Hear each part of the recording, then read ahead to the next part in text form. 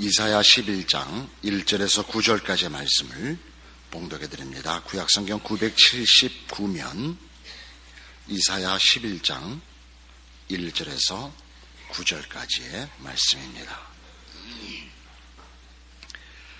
이새의 줄기에서 한 싹이 나며 그 뿌리에서 한 가지가 나서 결실할 것이요 여호와의 신 곧 지혜와 총명의 신이요 모략과 재능의 신이요 지식과 여호와를 경외하는 신이 그 위에 강림하시리니 그가 여호와를 경외함으로 즐거움을 삼을 것이며 그 눈에 보이는 대로 심판치 아니하며 귀에 들리는 대로 판단치 아니하며 공의로 빈핍한 자를 심판하며 정직으로 세상의 겸손한 자를 판단할 것이며 그 입에 막대기로 세상을 치며 입술의 기운으로 악인을 죽일 것이며 공의로 그 허리띠를 삼으며 성실로 몸의 띠를 삼으리라.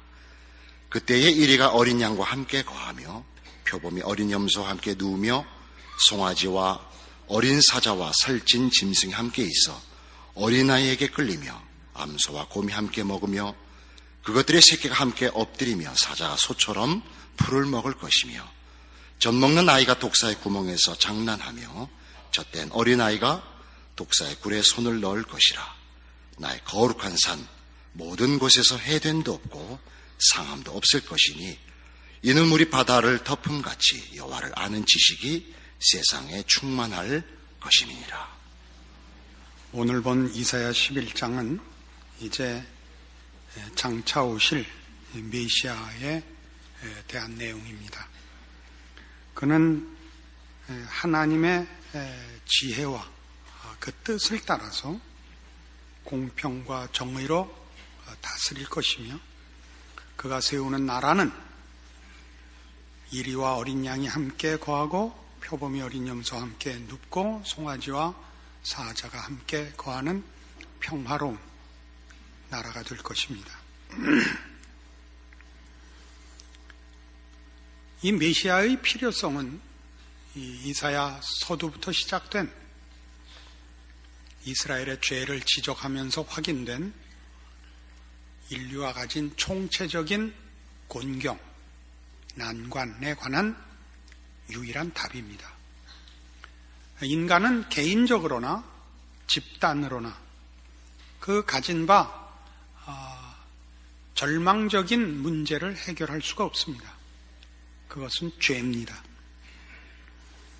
인간은 의를 세울 수 없고 선을 만들 수 없으며 어떤 가치나 의미를 창조할 수도 유지할 수도 결실할 수도 없습니다. 심판을 자초하며 서로 싸우며 파멸을 좋아하며 재난을 불러들이는 쪽으로밖에는 할 줄 아는 것이 없기 때문입니다. 하나님은 이런 인류에게 남은 자를 약속하셨고 이런 인간의 총체적인 절망 앞에서 그 남은 자는 하나님께서 어떤 해답을 가지고 있지 않는 한 만들어질 수 없으면 자명한 일입니다. 그 일을 위하여 이제 메시아는 오실 것이요 여기 이렇게 분명하게 약속되어 있습니다. 그는 이새의 줄기에서 날 것이며 그 뿌리에서 날 것입니다. 이 표현은 굉장히 중요한 표현입니다.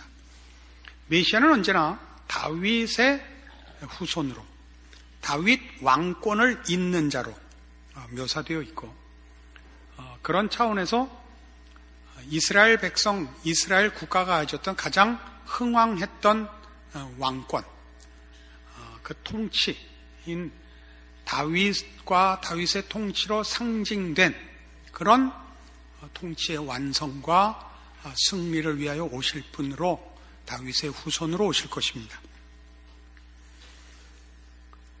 그러나 그는 다윗의 후손으로 이 세상에 출현하시는 것이지 다윗의 가문이 만들어낸 자는 아닙니다.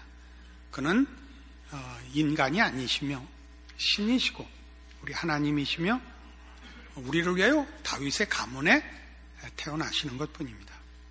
그래서 다윗을 얘기할 때는 언제나 이새의 아들입니다. 다윗의 족보가 그 이새 위로도 쭉 있지만 다윗은 이새의 아들이라 하는 데까지가 일반적으로 알려진 다윗에 관한 족보상의 가문상에 이제 들먹이는 이름입니다. 이새의 가지에서 그가 싹으로 나는 것은 이새의 후손. 그래서 다윗의 후손 이것과 같습니다만 이새의 뿌리인 것은 그는 이새의 가지에서 나지만 이새의 뿌리입니다. 이새의 후손이지만 이새의 뿌리로서 예수님이 이새의 근원이십니다.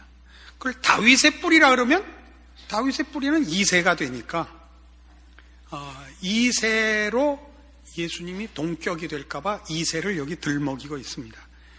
시작이 조금 복잡한 게 됐는데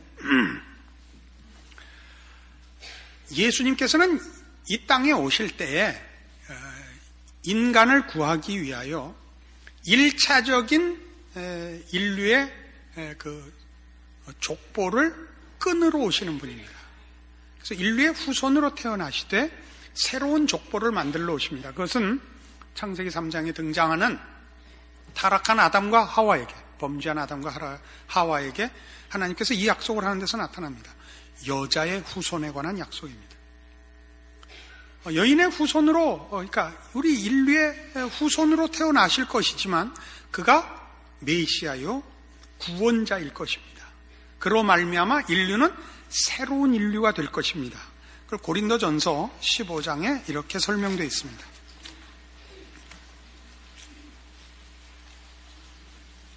신약성경 284페이지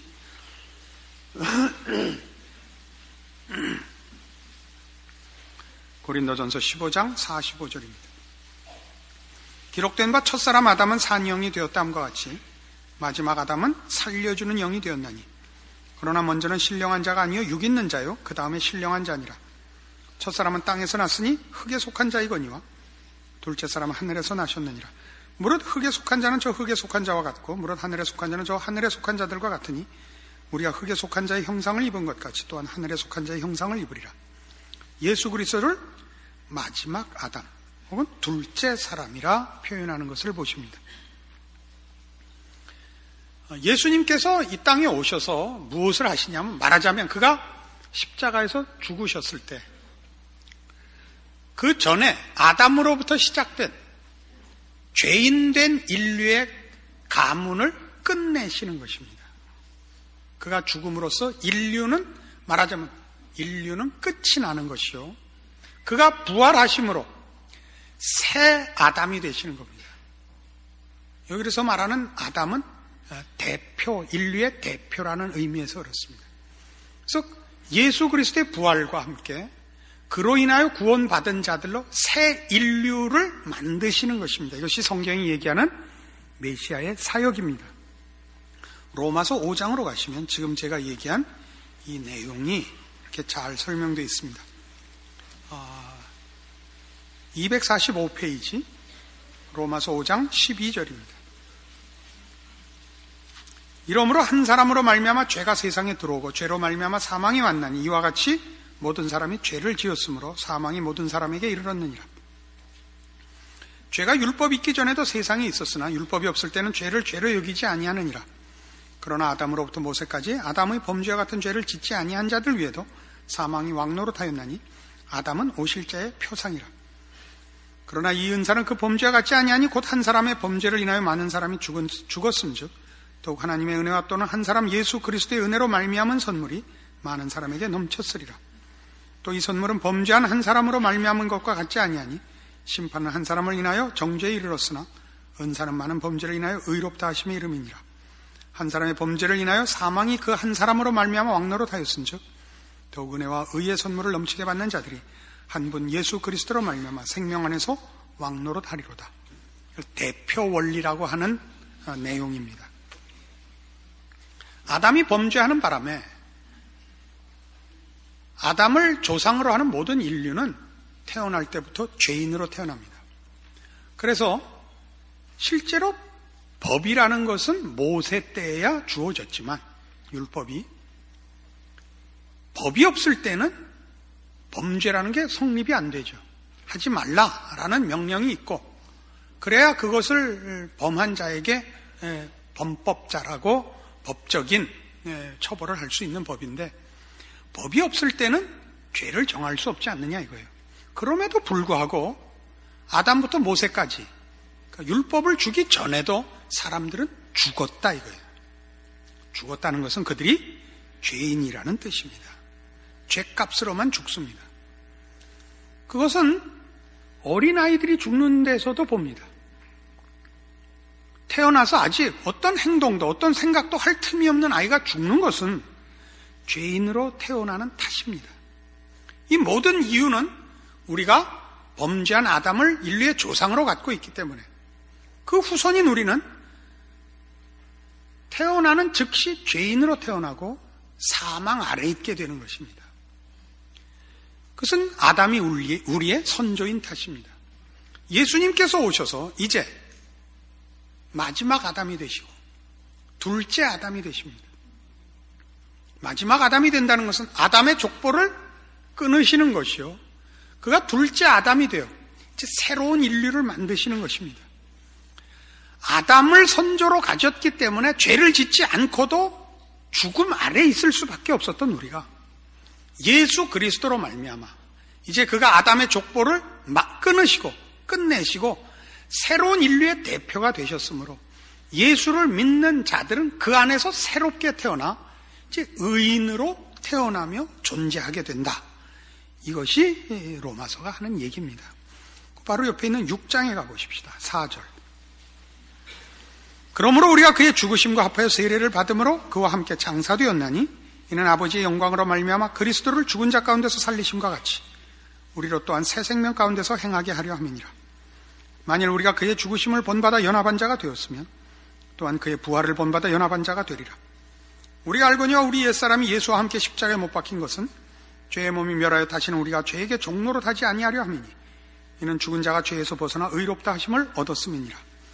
만일 우리가 그리스도와 함께 죽었으면 또한 그와 함께 살 줄을 믿노니 이는 그리스도께서 죽은 자 가운데서 사셨으며 다시 죽지 아니하시고 사망이 다시 그를 주장하지 못할 줄을 알미로라.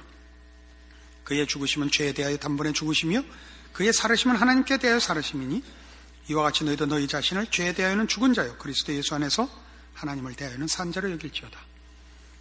그러니까 예수를 믿는다라는 건 뭐냐면 예수와 함께 예수의 죽음에 함께 동참하여 아담의 족보에 대해서 죽고 예수님의 부활에 동참하여 연합하여 새로운 인류의 대표자가 되시는 예수 그리스도를 머리로 하는 그의 자녀로 거듭 태어나는 것을 말합니다. 그래서 우리는 죄와 사망 아래 있지 않고 은혜와 진리 아래 있습니다. 이것이 메시아의 사역이요, 우리를 죄와 사망에서 꺼내신 구원이요, 그리고 이제 우리에게 허락한 구원받은 모든 백성들에게 허락한 새로운 메시아 왕국 안에서의 존재요 삶입니다. 그런데 이사야 11장으로 돌아와 보시면 그 메시아 통치는 대표적으로 공평과 정의라는 단어로 묘사되어 있습니다.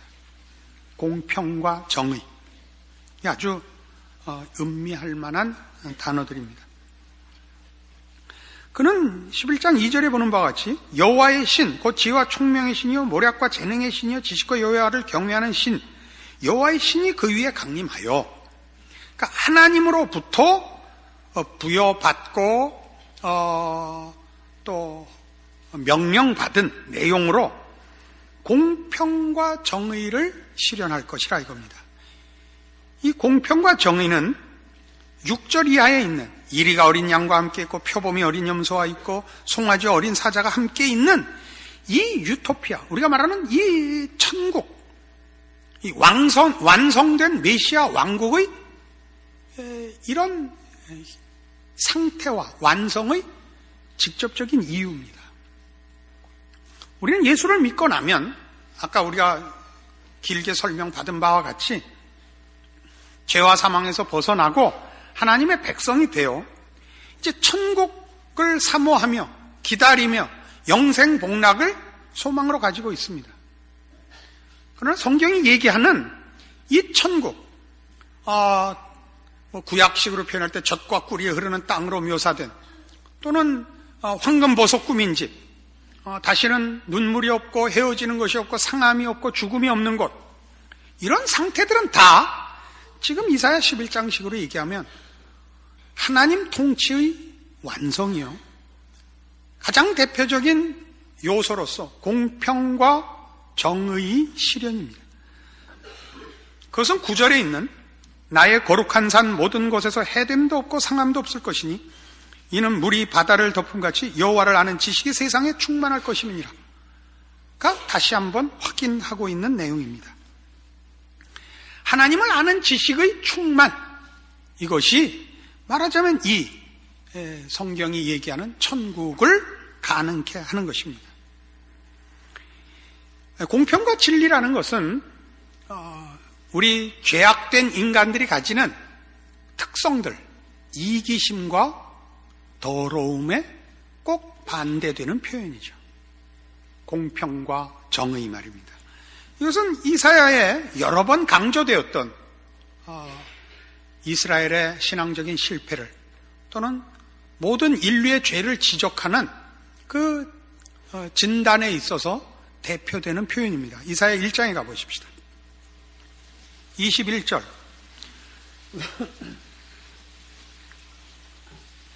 신실하던 성읍이 어찌하여 창기가 되었는고, 공평이 거기 충만하였고 의리가 그 가운데 거하였었더니 이제는 살인자들 뿐이었도다. 공평과 정의가 어디 갔는가, 이렇게 묻고 있습니다. 27절. 그래서 하나님이 예루살렘을 이렇게 회복하실 것이랍니다. 27절. 시온은 공평으로 구속이 되고 그 귀정한 자는 의로 구속이 되리라. 5장 가보실까요? 5장 7절. 대저 만군의 여호와의 포도원은 이스라엘 족속이요 그의 기뻐하시는 나무는 유다 사람이라. 그들에게 공평을 바라셨더니 도리어 포악이요 그들에게 의로움을 바라셨더니 도리어 부르짖음이었도다. 여기서 부르짖음은 비명을 말합니다. 공평을 행하라 했는데 이기심을 채우기 위하여 남에게 잔혹하게 하는 것이요, 의로움을 바랐더니 도리어 모든 사람을 해쳐서 원한에 찬 비명들만 양산하고 있더라. 이렇게 저들의 죄악을 지적합니다. 그래서 우리 메시아에 관한 그 약속에 있어서도 9장 7절에 우리에게 주신 이 한 아기 메시아는 뭘 할 것인가? 9장 7절. 그 정사와 평강에 더함이 무궁하며 또 다윗의 위에 앉아서 그 나라를 굳게 세우고 자금 이후 영원토록 공평과 정의로 그것을 보존하실 것이라, 이겁니다. 그러니까 메시아 왕국의 가장 중요한 통치의 그 내용이 뭐냐? 공평과 정의입니다. 그래서 여러분 이런 유명한 구절을 하나 확인하고 갑시다. 예레미야 9장, 이사야 다음이 예레미야입니다. 예레미야 9장 23절 이하의 말씀인데 24절 전반을 여러분 집에 혹 성구를 걸어놓고 싶거든 이걸 걸어놓으십시오. 그런데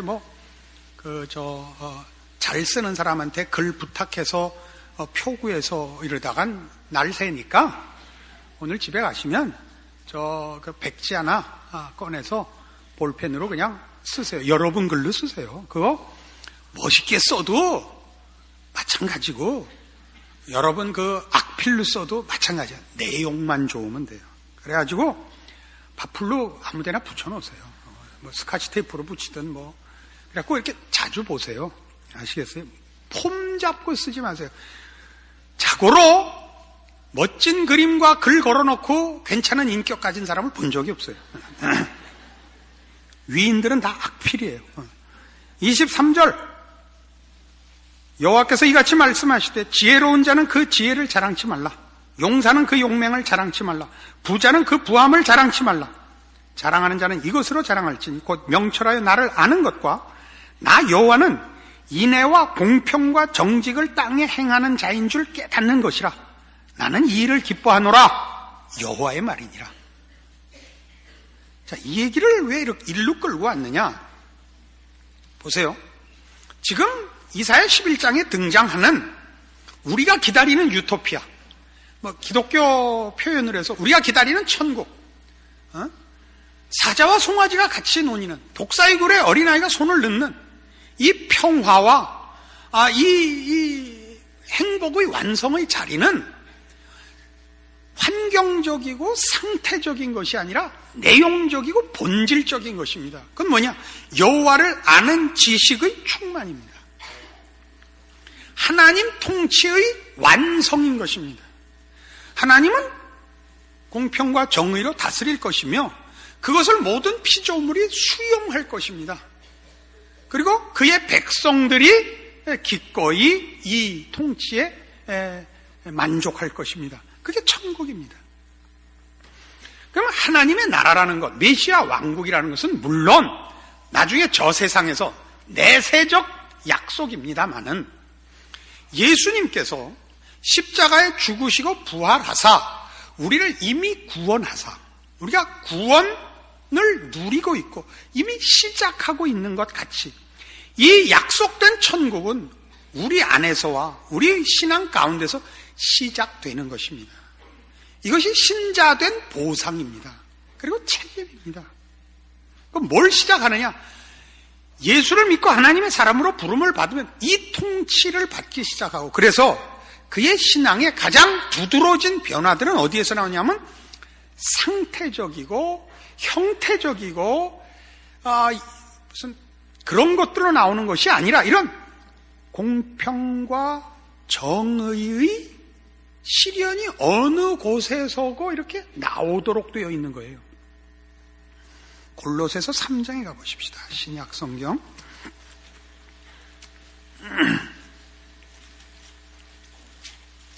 신약 성경 326페이지입니다. 골로새서 3장 1절입니다.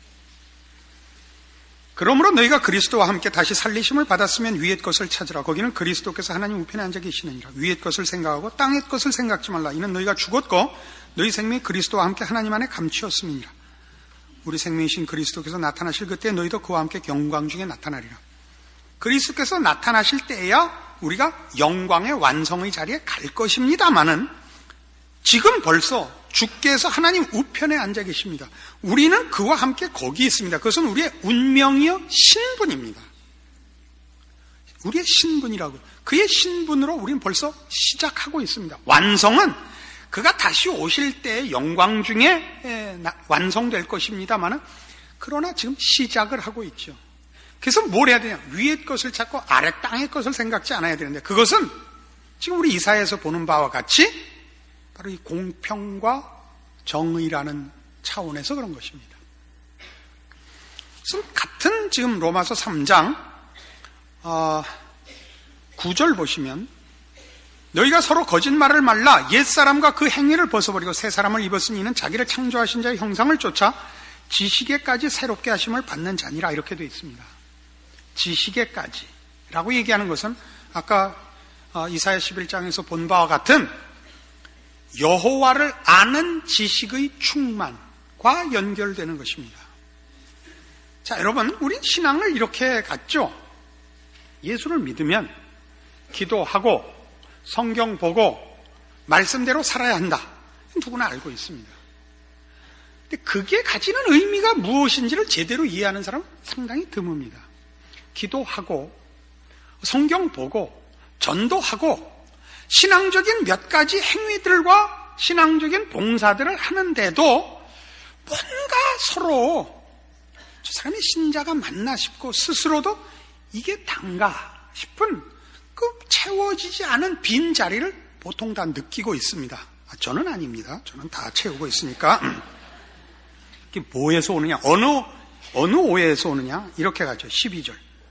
그러므로 너희는 하나님의 택하신 거룩하고 사랑하신 자처럼 긍휼과 자비와 겸손과 온유와 오래 참음을 옷 입고 누가 네게 혐의가 있거든 서로 용납하여 피차 용서하되 주께서 너희를 용서하신 것과 같이 너희도 그리하고 이 모든 것 위에 사랑을 더하라. 이는 온전하게 매는 띠니라. 자, 긍휼, 자비, 겸손, 온유, 오래 참음, 용서, 그러니까 관용과 겸손 이렇게 대표되는 기독교인의 덕목들은 기도하고 성경 보는 것과 비례가 됩니까? 안 됩니까? 여러분 개인 신앙생활 속에서.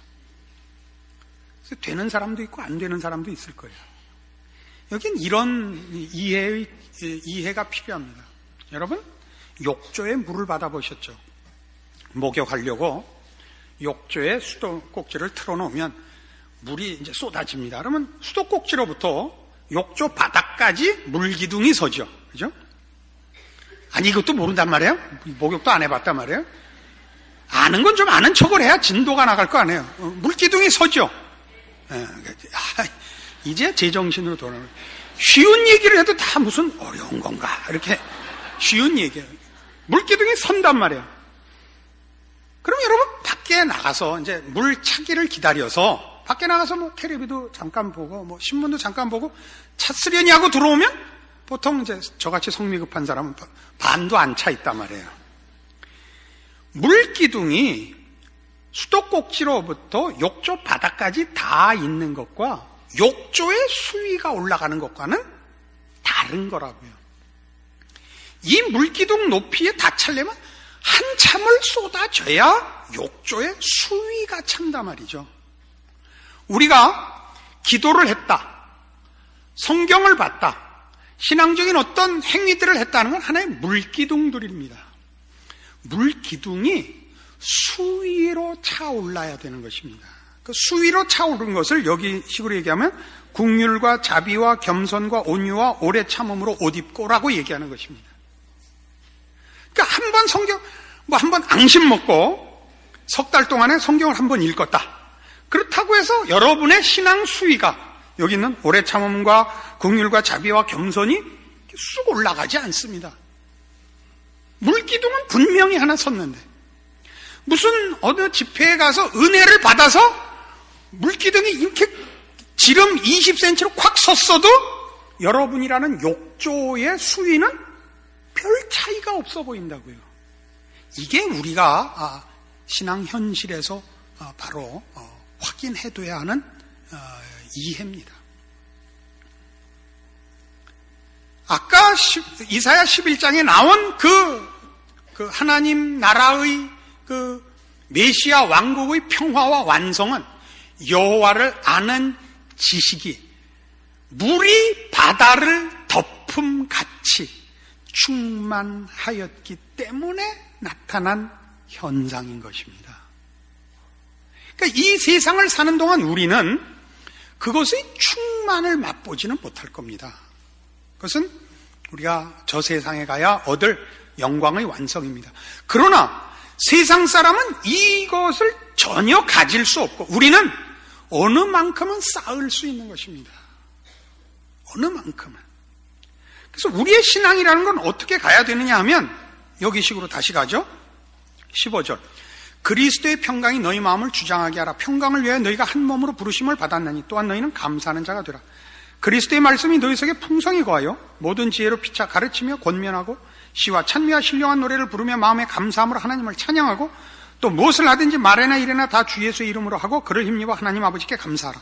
그러니까 모든 일에 예배 보고 하고 기도하고 가고 이게 아닙니다. 그러니까 저는 이거 아주 질색이에요. 식기도 하고 차 타면 핸들 붙잡고 기도하고 커피 마실 때 기도하고 이건 왜 그렇게 하냐면 그게 이렇게 수위로 찰 욕조를 가지지 못했기 때문에 언제나 기둥으로만 서 있는 겁니다.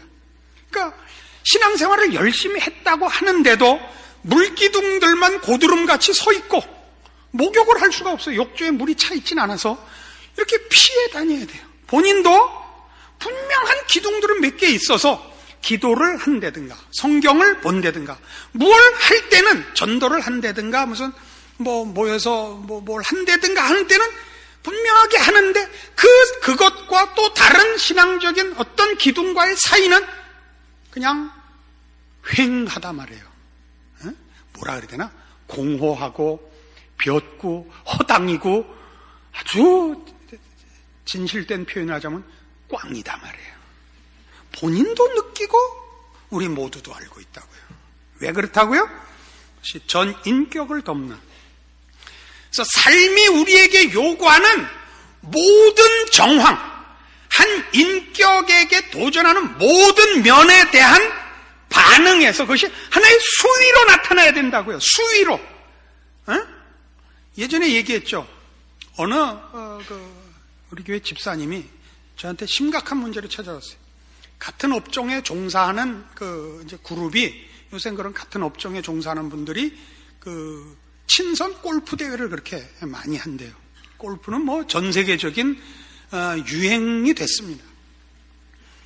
근데 그 업체에서 그분이 장로님이신데, 어느 교회 장로님이신데, 그 하는 일에 가장 신자답다고 누구나 항복하는 분이래요. 근데 골프만 치면 속인대요. 뭐 조그맣게 내기를 하는데 그 사업에서는 그렇게 진실하시고 그렇게 동정심이 많고 그렇게 모든 사람의 존경을 받으신, 골프만은 꼭 속여서 안 보면 알까고, 뭐 알란가 모르겠는데 스코어 속이고 남의 거 발길로 차고 뭐 그런단 말이야. 그래서 이분이 시험에 들었어요. 목사님, 이렇게 훌륭한 장로님이 있는데 골프를 치는데 속일 수가 있습니까? 그래서 제가 가르쳐야죠. 속일 수 있다. 이 양반이 나한테 시험을 받았어요. 속일 수 있어요. 그분이 아직 그 부분까지 물이 안 찬 거예요. 그 부분까지는.